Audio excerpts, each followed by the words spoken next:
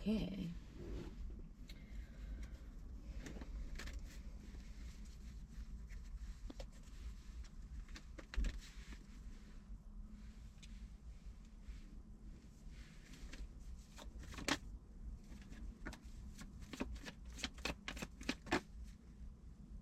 Mm.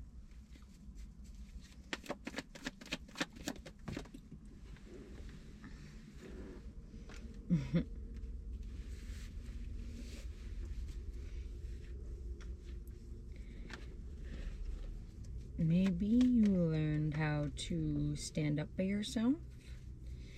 Mm. What? Yeah, I think you've learned already. I can already see it. I think you've learned how to stand up for yourself pretty effectively, it looks like top of the line, like have your own back kind of bitch. Like, people gonna know that, you know, when they're through with you, that you're not through with yourself. And I think that's gonna bring some pretty solid foundations and pretty solid pretty positive wins in. Yeah.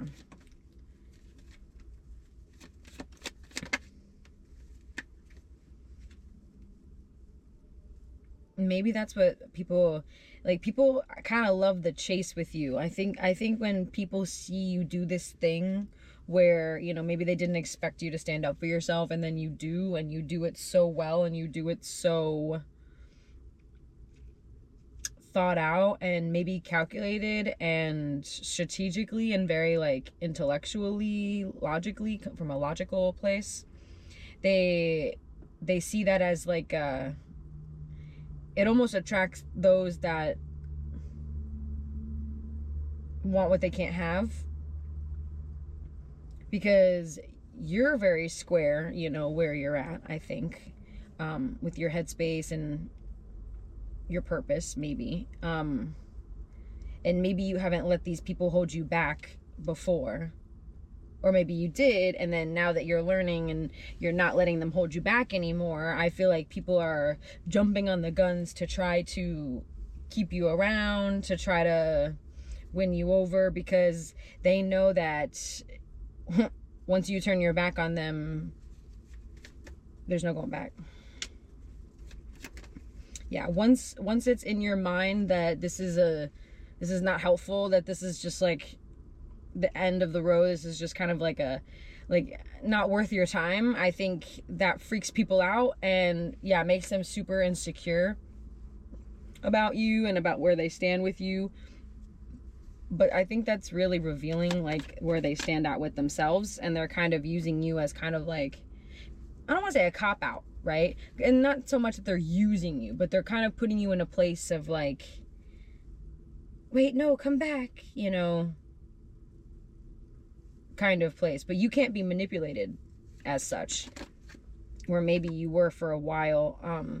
You're a little bit more, yeah, calculated and turned inward, on your own goals, maybe on your own, yeah, your own routines, your own jobs, you're mastering your own craft. Yeah. But this didn't come easy. You spoke this into existence. You put action in. You told the truth along the whole way. You kept the truth going. I don't think you lied to yourself. I don't think you lied to the external. And maybe that's what's caused you to have these rifts between people to begin with, you know, that you didn't just blindly go with the flow, in a sense of, in a reckless kind of way, but more in like a self-enlightening, like no pressure kind of way. Maybe people are trying to figure out how they can adopt a similar quality.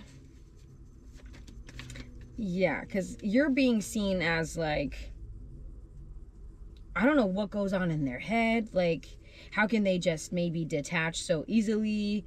Well, it's more so, it comes from strength. It comes from, yeah, it comes from literally seeing and knowing where you stand, you know, and being hurt in the past and learning from your hurt and not running from who you are. And at the end of the day, being honest and truthful with yourself before anybody, you know. And sometimes that looks like isolation. Sometimes telling the truth isolates you more than lying. And that's why lying gets people as far as it does, but it does not take you forever. Yes, the long road is the more appreciated one in the long run, right? It's hard now, but looking back, I would rather have taken all the nice back roads than, you know, the quick highway. It's all about perspective, right? It's all about what you'd like to see for your life. But from what I see here, this is more of like a building off of, you know, your own mentality, your own rules, your own experiences, like where nobody can really see it like you because they didn't go through it like you. And not that people don't go through things in their own regard. No one can quite see it like you. Yeah, you know how to alchemize, I feel like, in a way that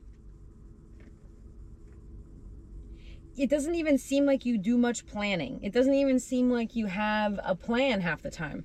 But all these decisions that you make compound on each other, and somehow they work. And people very much are intimidated by that aspect in you.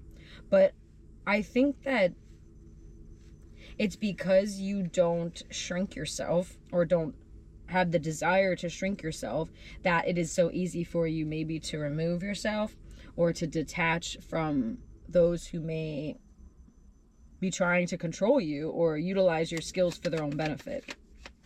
And I feel like you can see those people from a mile away.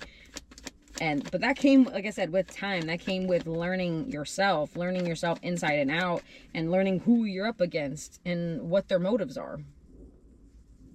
Yeah, because cycles are closing. We're to an end of a cycle here, beginning of a new, which is happening as we speak. And, you know, there's going to be those that surface, that resist the change, that avoid, you know, the inevitable, that are imbalanced, that are a little reckless, a little hasty, and, you know, and we just have to kind of remind ourselves when we're put in front of the path of people like that. Like I say in a lot of these videos lately, we just kind of have to be the example, you know? It's not up to us what people do with our example, regardless of the example. It is simply an opportunity, and that is free will at its finest, to be able to say, here, this is the way that I think is better, and for you to look at me and go, well, fuck you, I don't want to do it that way, and I have to respect that because it's not my path. It's not my path. But people are kind of blurring the lines with you as far as, you know, I feel like, how do I put this?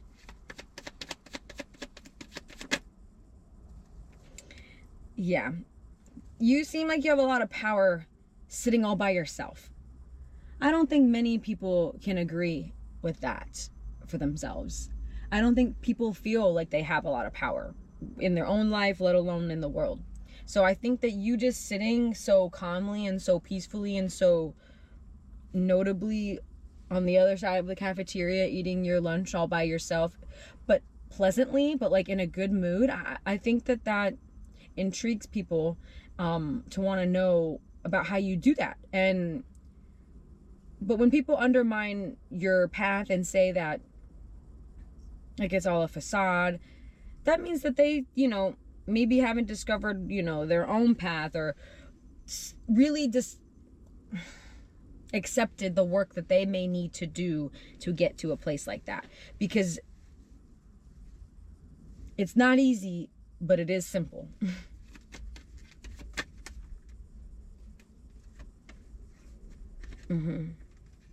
Yeah, you know, and being an all-in-one creator for your own life, yeah, inspires others. And those that don't hate on you for it really appreciate you for it.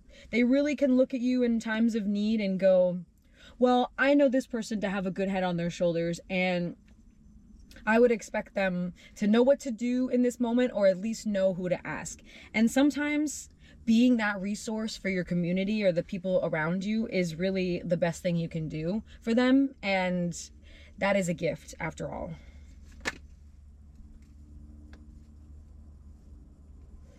Yeah, I feel like people do come to you for your opinions and your advice and your perspective on things. And they see you as a very, like, you know, positive person, you know, that they want to maybe work with or come towards, or, you know, and those that don't see that value in you and see it more like a threat, they're putting themselves in a prison and letting themselves know that they can't move or grow past this point, because it's not that accepting you as a person is all they need to do, but knowing that acceptance overall is the place to start with most things.